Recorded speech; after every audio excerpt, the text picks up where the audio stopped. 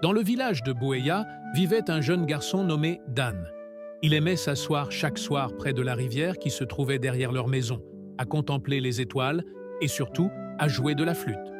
Pendant que les autres enfants jouaient à différents jeux le soir, Dan, lui, passait son temps sur la berge, admirant les chuchotements des vagues et le reflet de la lune sur la rivière. Les mélodies de sa flûte étaient tellement douces que le ciel même était envoûté par leur charme et que les étoiles s'arrêtaient pour l'écouter. Dan croyait que la rivière pouvait parler et réagir à ses mélodies. Il écoutait le vent souffler et l'eau couler comme si elle le chuchotait. Chaque soir, il était là, à regarder la lune danser sur l'eau. Il sentait que la rivière était son amie. Mais, une nuit spéciale, quelque chose de magique arriva. La rivière commença à briller. Une silhouette brillante apparut au milieu de la rivière. Les yeux de Dan s'écarquillèrent. Il se tint debout. L'eau jaillit, et une créature émergea. Elle avait de longs cheveux éclatants, et ses yeux étincelaient comme le reflet du soleil sur l'océan. Elle n'était pas humaine. Elle était une sirène. « Mon nom est Feza », dit-elle avec la voix douce comme une brise. Dan sourit. « Je suis Dan. Tu es réel ? » « Je vis ici dans la rivière », répondit Feza. « Beaucoup de gens ne peuvent pas me voir, mais toi, tu peux. » Le cœur de Dan commença à battre. Il n'avait jamais rien vu de pareil. Feza était très belle et très gentille. « La mélodie de ta flûte m'a attiré jusqu'ici. Je suis venu voir de mes propres yeux la source de ma guérison. » En effet, Feza souffrait d'une maladie incurable, et c'est grâce aux mélodies répétées de la flûte de Dan qu'elle écoutait chaque soir qu'elle avait enfin retrouvé la guérison. La grande prêtresse lui disait qu'elle devait à jamais être reconnaissante de ce son, d'où qu'il vienne, car c'était la réponse de la mère à son plus grand souhait. C'était l'accomplissement de la prophétie, la mélodie d'un enfant choisi, un enfant au cœur pur, un enfant à l'âme innocente. Et tout ceci, Dan n'en savait rien et n'en comprenait rien. « Tu reviendras encore ?» lui demanda Dan. « Oui, si tu continues de croire, » répondit Feza. « Je croirai toujours, » répliqua Dan. « Un jour, quand je serai grand, je t'épouserai. » Feza sourit. « Mais je suis un esprit de la rivière. Nos deux mondes sont très différents. »« Ça m'est égal, » répondit Dan. Des jours passèrent. Dan visitait la rivière chaque soir, jouant sa flûte et regardant dans la rivière. Et Feza apparaissait souvent. Ils discutaient et riaient. Il lui parlait de sa famille et de son village, et elle lui racontait des histoires sur le royaume des sirènes et sur la vie sous les vagues. Dan apportait à Feza des bonbons, et Feza chantait pour lui. « Tiens, c'est pour toi », dit Dan en tendant un bonbon à Feza. « C'est ça que les humains mangent ?» demanda Feza. « Oui, mais pas que ça. Ça s'appelle des bonbons. »« Des bonbons ?» demanda Feza. « Oui, tous les garçons de mon âge adorent ça. »« Quel drôle de nom !» répliqua Feza en riant. Des années passèrent. Dan devint grand, et il se rappelait toujours de Feza. Un mercredi d'octobre, le jour de son 18e anniversaire, au coucher du soleil, Dan se rendit à la rivière pour voir Feza, ses poches remplies de bonbons. L'air était frais, la lune ronde. Il commença à jouer de sa flûte.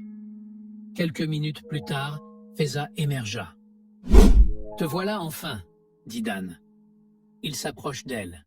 « Tu te rappelles de ma promesse ?»« Dan, c'est impossible, » répondit Feza. « Les humains et les sirènes ne peuvent pas se marier. Je suis destiné à épouser Ziran. »« Ziran ? C'est qui Ziran ?» demanda Dan.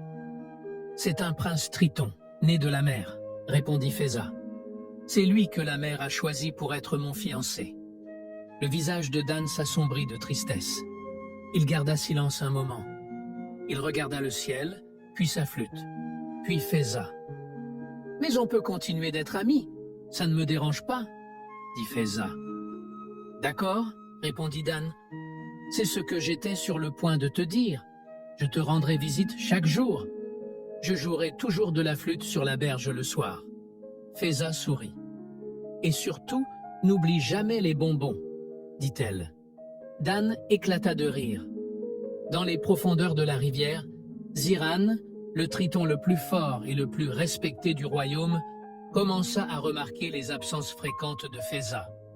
Un jour, alors qu'il nageait à travers les récifs, il aperçut Feza en train de parler à Dan sur la berge.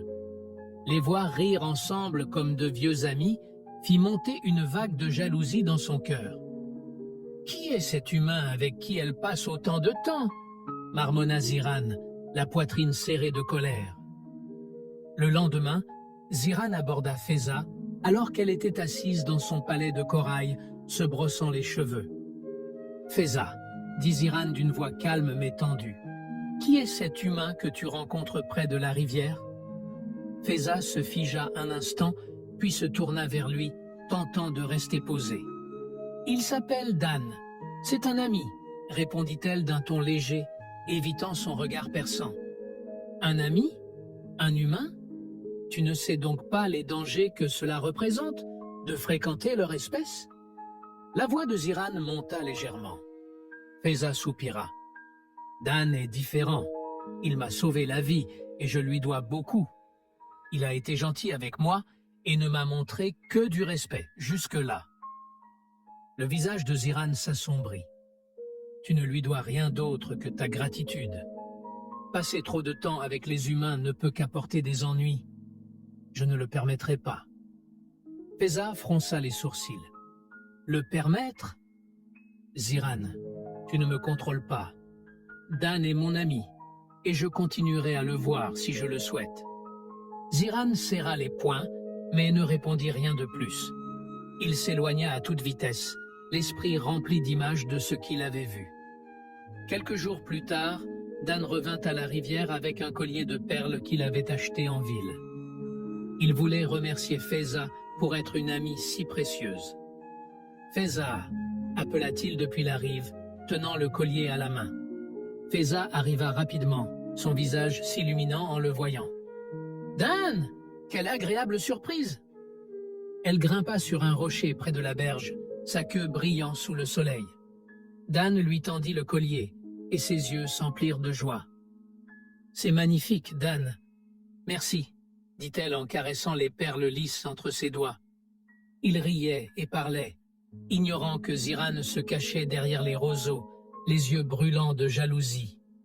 Il les observait, les dents serrées. « Cet humain pense pouvoir me voler Feza ?» pensa Ziran. « Je vais lui montrer ce que c'est que la force d'un triton. » La prochaine fois que Dan se rendit à la rivière, Ziran l'attendait. Feza n'était pas encore arrivé. Dan était assis sur un rocher près de l'eau, lançant des pierres et fredonnant une chanson. Soudain, l'eau bouillonna et tourbillonna. Avant que Dan ne puisse réagir, Ziran émergea, imposant et menaçant. « Toi !» gronda Ziran en pointant un trident acéré sur lui. Dan recula, surpris par l'apparition soudaine du triton. « Bonjour », répondit-il prudemment. « Tu oses venir à cette rivière et parler à Feza? Tu ne sais pas qu'elle m'est promise ?» rugit Ziran. Dan leva les mains en signe de défense. « Je ne veux aucun mal. Feza est mon ami, c'est tout. » Les yeux de Ziran se plissèrent. Un humain et une sirène ne peuvent pas être amis. Pars maintenant et ne reviens jamais. Malgré la peur, Dan tint bon. Feza a le droit de choisir ses amis. Tu ne peux pas la contrôler. Ziran poussa un rugissement de colère et se jeta sur Dan avec son trident. Ce dernier esquiva de justesse, trébuchant alors que le trident frappait le rocher derrière lui. « Ziran, arrête !» cria la voix de Feza en arrivant sur les lieux. Ziran se retourna vers elle, le visage déformé par la rage. « Feza, cet humain est un danger pour notre peuple. Il doit partir et ne jamais revenir. » Feza se plaça entre Dan et Ziran, utilisant son corps comme bouclier. « Tu te trompes, Ziran. Dan n'est pas un danger.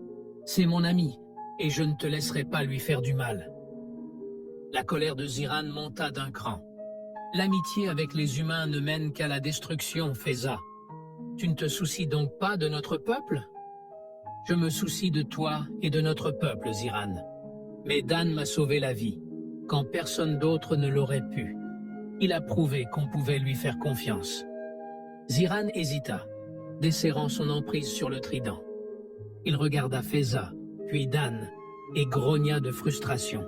« Ce n'est pas fini, » dit-il en disparaissant dans l'eau d'un puissant coup de queue. Après le départ de Ziran, Feza se tourna vers Dan, encore secoué. « Je suis vraiment désolé pour ce qui vient de se passer, » dit-elle en l'aidant à se relever. « Ce n'est rien, » répondit Dan en époussetant ses vêtements. « Mais Feza, est-ce bien prudent pour moi de continuer à te voir? Je ne veux pas te causer de problème. » Feza lui adressa un sourire doux. « Tu n'as rien fait de mal, Dan. Je m'occuperai de Ziran. Ne laisse pas cela t'empêcher de venir me voir. » Dan hocha la tête, bien qu'un malaise persistât. Il sentait que Ziran n'en resterait pas là.